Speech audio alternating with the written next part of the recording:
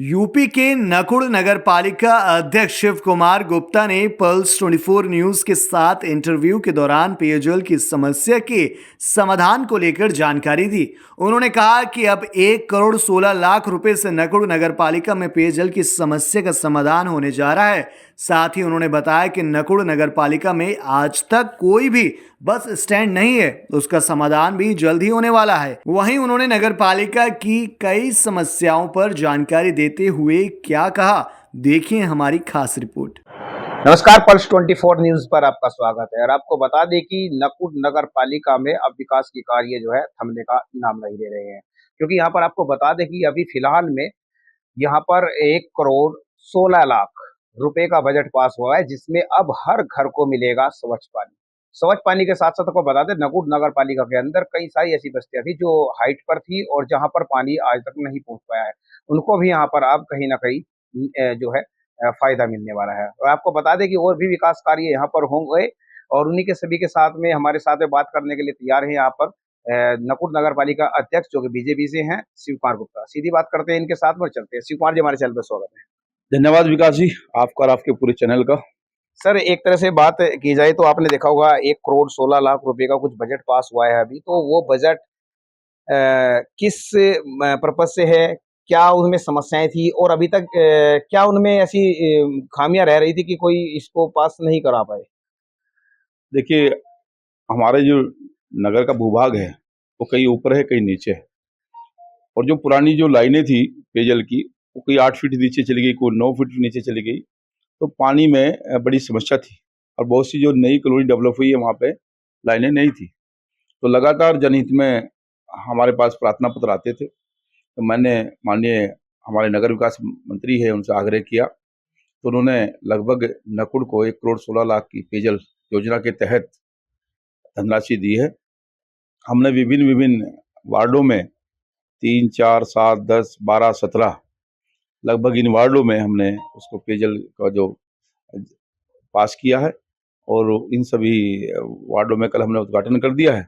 बहुत जल्दी ही ये पेयजल की योजना को सुचारू रूप से चला करके अब नगर के अंदर जो पेयजल की समस्या उसको खत्म हो।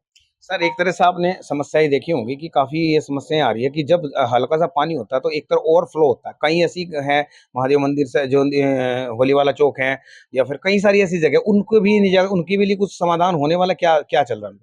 इसमें सभी के लिए समाधान होगा। हमारा सिर्फ एक ही लक्ष्य है कि जनता को जरा सी भी परेशानी ना हो, और वो भी खासकर पेयजल और बिजली को लेकर के हम बड़े चिंतित हैं। और उन्हीं के अनुरूप हम लगातार रात और दिन लग करके हमारी नगर पालिका, हम सब लोग, माननीय विधायक जी हमारे साथ कंधे से कंधा मिला करके खड़े हैं। हमारा सिर्फ एक ही लक्ष्य है कि आखिरी पायदान पर रहने वाले व्यक्ति को सरकार की मुख्य योजनाओं से कैसे जोड़ा जाए।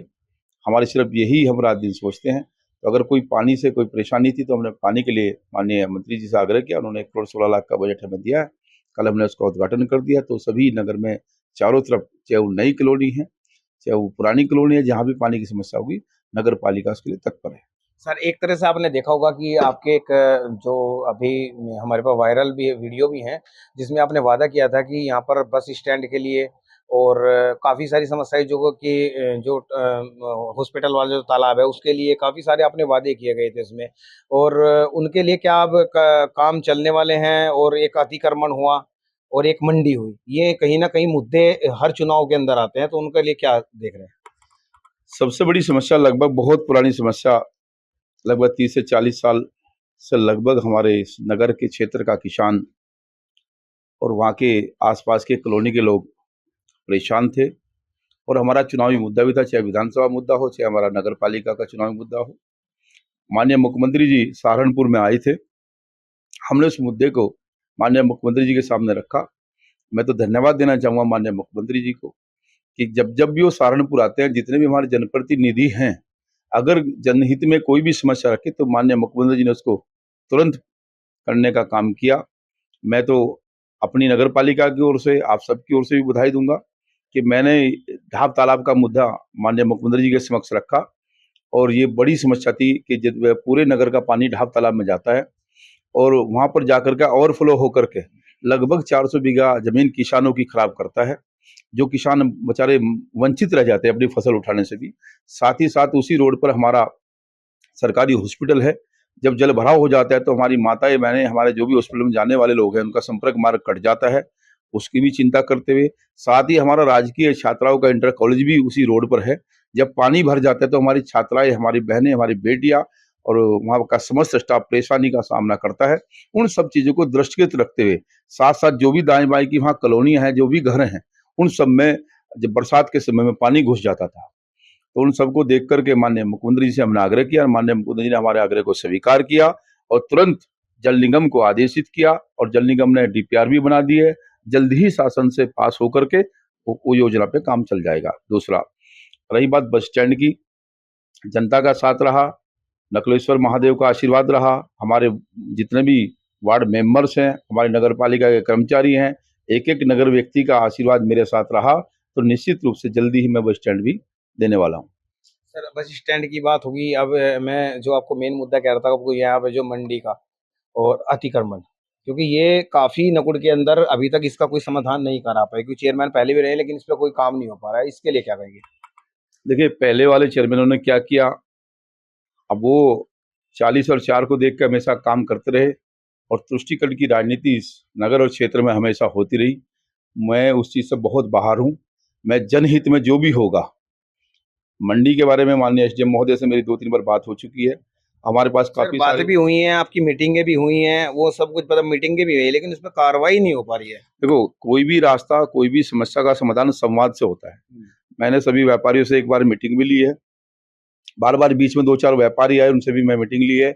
अगर वो हम सब संवाद से रास्ता नहीं निकलेगा, लेकिन जनहित में मुझे काम करना है, तो जनता के हित को देखते हुए, क्योंकि इसी रास्ते पे हमारा हॉस्पिटल है, इसी रास्ते पे हमारे सुबह सुबह बहुत सारे बच्चे, कम से कम 20-30 गाड़ियां स्कूल में जाती हैं, लगभग वो 20-20, 30 मिनट खड़ी रहती हैं।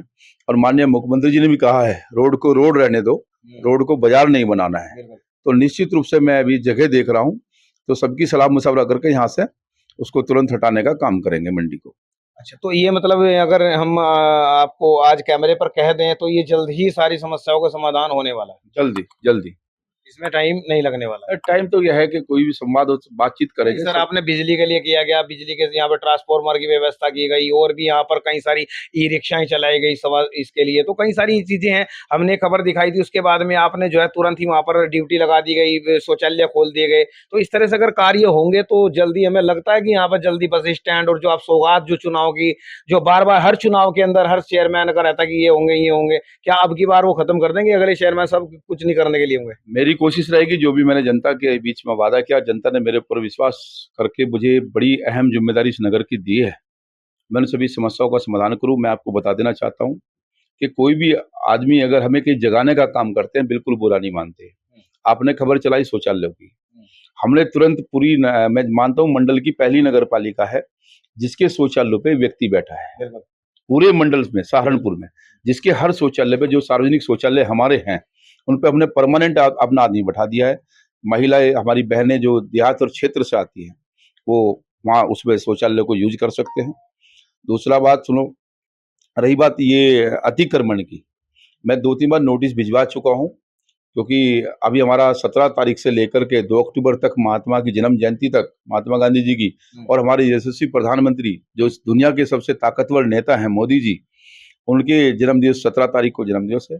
उनके जन्मदिवस से लेकर के 2 अक्टूबर महात्मा गांधी की जयंती तक हमारा सफाई अभियान चलेगा, स्वच्छता पखवाड़ा चलेगा। उसके तहत हम सब अतिक्रमण नगर से हटाएंगे।